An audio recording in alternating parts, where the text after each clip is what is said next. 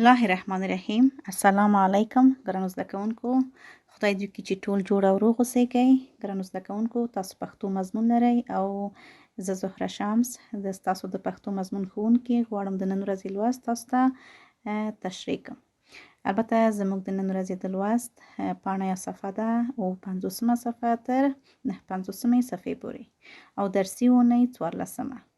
ګرانو زده کوونکو، زموږ د نن ورځې د لوست عنوان یا هم موضوع ده هوسۍ او کیږدۍ، چې دا یوه کیسه ده.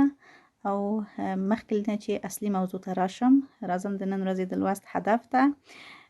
تاسو ګران زده کوونکي باید دا لوست په سمه توګه ولولئ، په معنا باندې پوه شئ او همدارنګه د دې کیسې په هدف باندې ځان پوه کړئ او په دې هم وپوهیږئ چې په بد وخت کې د نورو خلکو سره څنګه مرسته وکړئ. او تاسو ګران زده کوونکي تل له عبرت څخه ډکې کیسې ولولئ او خپل ژوند کې ورڅخه ګټه واخلئ. راځو خپل د نن ورځې د البته عبرتناکې کیسې ته، چې زموږ د کیسې نوم هوسۍ او کیږدۍ دی. په کیسه کې د سلطان محمود غزنوي د ښکار یوه پیښه بیان شوې ده چې یوه هوسۍ ورڅخه تښتي. یعنې کله چې سلطان محمود غزنوي غواړي دا هوسۍ ښکار کړي، نو دا ورڅخه تښتي او دا د یوې کوچي کیږدۍ ته پناه وړي. سلطان کیږدۍ ته ورپسې ورځي، خو هغه کوچی له هوسۍ څخه دفاع کوي.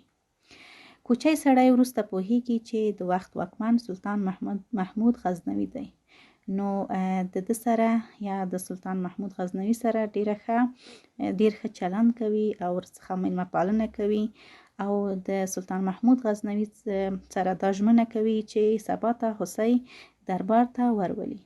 سلطان چې نو سبا ته همدا کوچی هوسۍ اخلي او د سلطان محمود غزنوي دربار ته ورځي. کله چې سلطان د کوچي سړي میړانه ګوري، ورته وایي چې له ده څخه څه وغواړي. کوچی هم همدا هوسۍ ترې غواړي. پاچا هم هماغه هوسۍ د کوچي سړي ته ورکوي او کوچی سړی د پاچا پر دې کار باندې ډیر خوشحاله کیږي.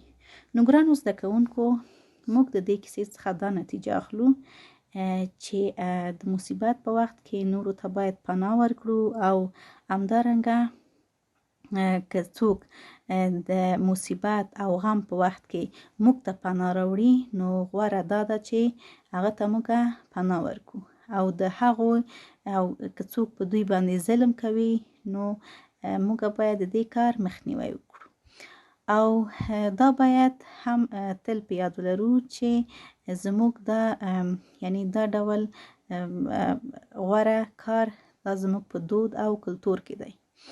او هغه کسان چې داسې کوي، یعنی له ښه خلکو سره مرسته کوي، خو تل په ژوند کې بریالي اوسیږي.